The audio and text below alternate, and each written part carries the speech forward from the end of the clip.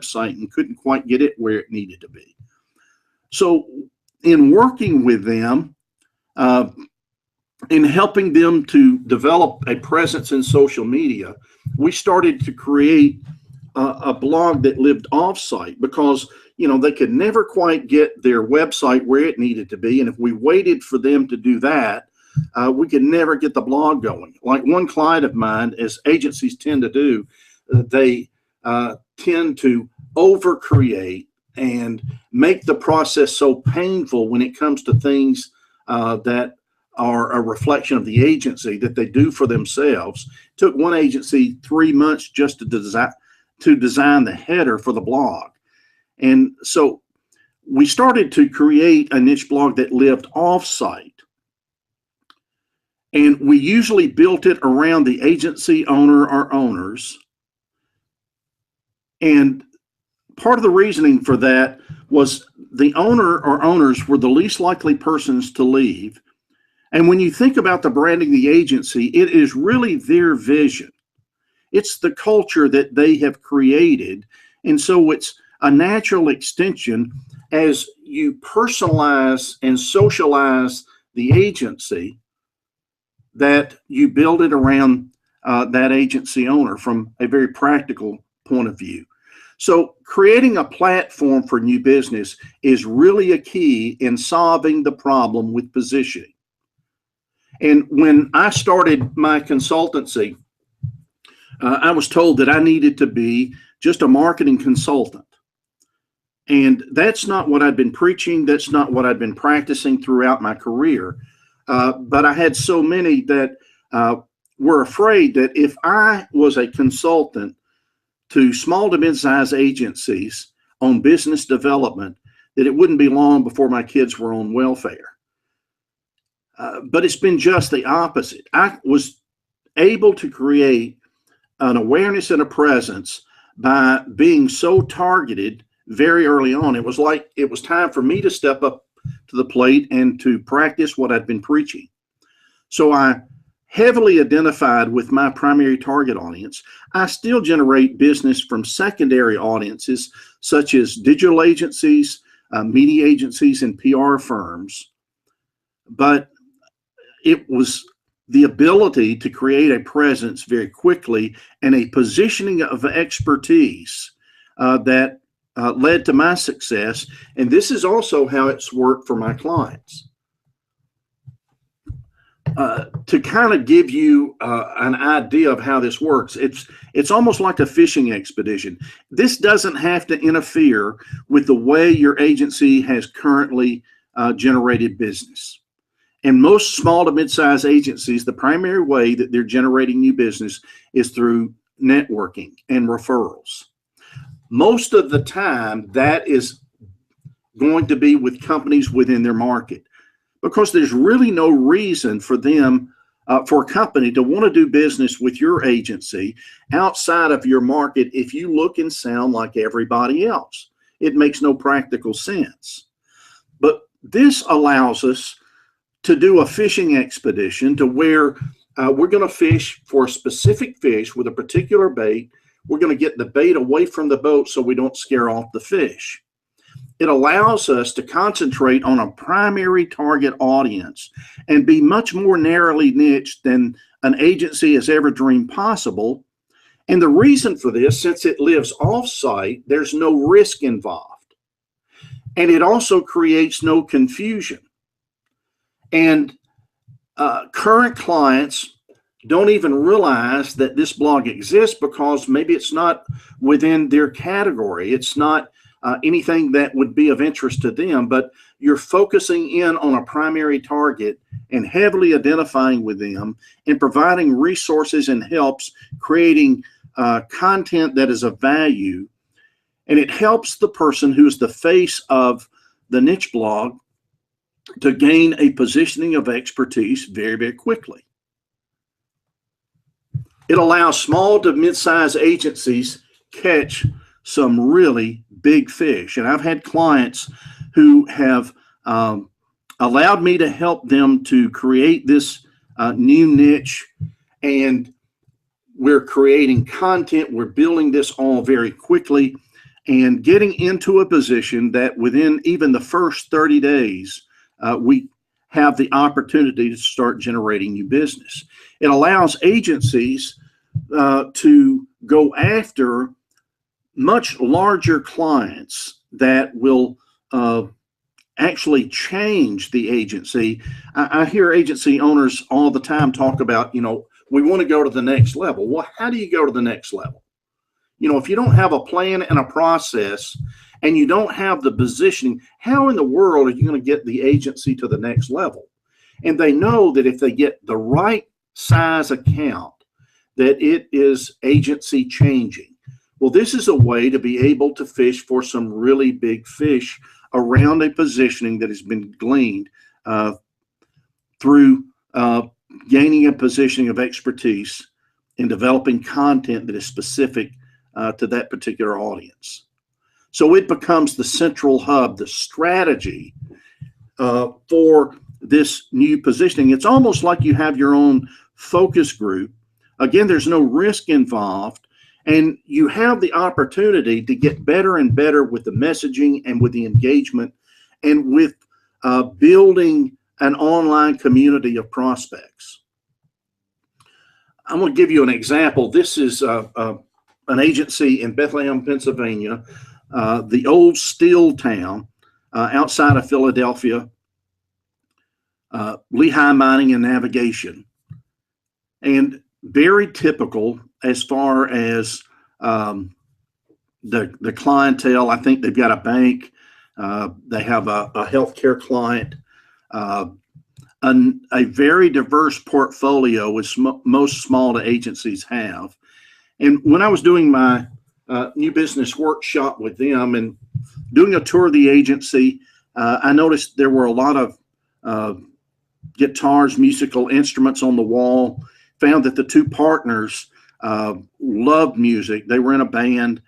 And then Martin Guitar, a national known brand, they had developed work for, and they loved the work so much for that client that they probably overdid it, but they had a good amount of stuff to show. They were very passionate about that particular niche, and we started exploring that, and we developed a niche blog around it, and we followed an outline that I've used with these 250 plus agencies, where the first thing you do is to identify with your target audience. So we identified the target audience as being musical instrument and equipment manufacturers. We found this category was basically untouched as far as any agency saying, or stepping in and focusing in on them as a primary target. There's a national association, and then there are two major trade shows every year where hundreds and hundreds of these target groups come in. And so it's very, very focused. As we were debating around, we came up with the tagline, which I always do first, because for a niche blog, this really identifies the purpose and intent of the blog. And it's helping music brands be heard. And we wordsmithed around that until we got that right. Then we discovered that sound marketing was available. There was nobody else addressing it. We used that as the title. We actually have, instead of the sound branding, it's sound-marketing.com is the URL. And then we use music brands in almost every post title to identify the content with the audience. And we were able to generate this presence very quickly and create this niche blog around one of the two agency owners. Now, a lot of agency have blogs. I mean, most agencies got into social media back in 2010, but the blog has no focus, no direction, and most of the time, it's a team blog approach. If you're doing a team blog approach, it's hard for anybody to gain a positioning of expertise. When you build it around one or two persons, it allows you to gain that position very quickly. I often ask, how many enjoy getting articles from Mashable, and most are very familiar with Mashable as a resource. But when I ask them to identify who's the author, most can't identify a single author for Mashable. And the same is true. 85% of the content that's being written, I read in a recent study, the reader could not identify who the author was, or who couldn't recall who the author was. And so we want to build this around one or two persons. We built this around one of the agency owners, and we developed a base of content. So when I have agencies to do this, we go through the process of creating a lot of content and creating it quickly, because writing is the hardest part. And so you've got to have a process for creating content. And the benefits of having a base of content, it allows the blog to look rich and full. Nothing about it appears new.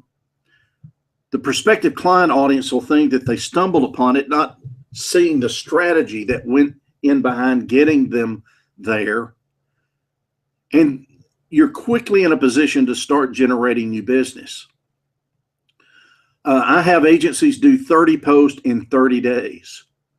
And that really does help us to create a focus and create a process for generating content quickly. And once we have those 30 posts, again, it looks rich and full. Nobody knows there's only 30 posts there. It could be 300. There's not going to be hardly anybody that would take the time to read all 30 posts, but they're going to be introduced to content that is of value, that is helpful, and allow that person or persons to gain that positioning of expertise very, very quickly. You've got to remember, social media is about people connecting with other people. When agencies get into the social media arena, the reason they're not having much success, they're trying to lead with the brick and mortar of the agency. Nobody cares about your agency at that juncture. And it's hard to socialize the agency. Social media is more about people making connections with other people. And so as we develop this process, Dennis A. Miller is who we're building this presence around. We're using his personal social media accounts. So his personal Twitter account, his personal LinkedIn account. We're using Dennis's, even his personal Facebook account, because this allows us to make an emotional connection to the audience. One of the great things with this is that in just a very short period of time, as this small agency in Bethlehem, Pennsylvania, had gotten on the radar of the owner of Peavey, an international brand of musical equipment manufacturing. And then Dennis has been invited to their headquarters and has met with them, and looks like they're going to generate this as their first big piece of business with an international brand. Peavey would not have had any interest in Lehigh Mining and Navigation if they were been leading with the agency and they were trolling for new business and making cold calls and using interrupted type tactics to try to get some attention. It was this deep positioning of expertise that we were able to develop this opportunity in a very, very quick manner. And this helps to solve that problem with positioning. When I talk with Dennis, just a couple more clients like this, they're willing to change the name of the agency from Lehigh Mining and Navigation to Sound Marketing, which makes a lot of sense. And then they're willing to be all in this particular arena because it makes new business easier when you have a very specific target audience that you're building awareness around and building a community of prospects. What are prospects looking for? I'm asked that all the time. And really what prospects are looking for is expertise. And they want a deep expertise, and they want a deep expertise usually within their category. They don't want anybody to get up to speed or someone who doesn't know more about their business than they do. They want somebody that really understands them and can help move their brand forward. And this is what creates those kind of opportunities. This is what prospects are looking for. And this is how to do that quickly. And it helps to solve the problem with positioning without having to be all in. Or I've got even some larger agencies. They not only have one niche blog, now they have three, and each one's built around another owner or owners or someone who has a vested interest in the agency that's the least likely person to leave. But they can develop that expertise very quickly. And like the Barkley Agency in Kansas City, they now have three niche blogs, one for quick service restaurants. They have another that is totally different that focuses in on CPG companies. And then the third, they found an early entrance when they got into millennial marketing, one of the early adopters of that particular focus. And they own millennialmarketing.com. So they have three niche blogs, able to fish in three different ponds for some very large accounts. And that's, the beauty of it, as it helps, how you're going to go to market. Community development comes before business development. It's now an important skill set for anybody involved in business development. They need to understand social and digital, and they need to understand how to build an online community of prospects. This provides a way and a focus to be able to do that and to do that very quickly. And so, it's very important